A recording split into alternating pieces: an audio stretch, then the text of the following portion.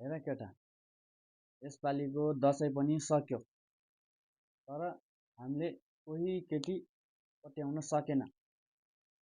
तर अब अर्को वर्षमा चाहिँ एकै थलोमा 2-4 जना केटीको लाइन राख्नुपर्छ है केटा।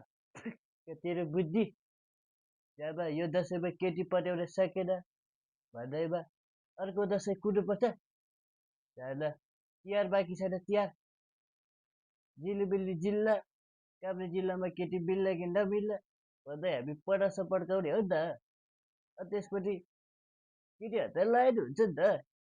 केटा तेरो दिमाग खोइ त जाथा साला। है साथी, तिहार त बाँकी छ त।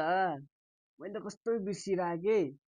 तिहार त मनाउँदैन होला भन्ने सोचिरहेँ क्या मैले त है साथी है। तिहारमा पट्याउनु पर्छ है, जे भए पनि है। केटी त पट्याउनु पर्छ है, नभए पटास भए पनि पड्काउनु पर्छ केटी नपट्याए पनि है के साथी है।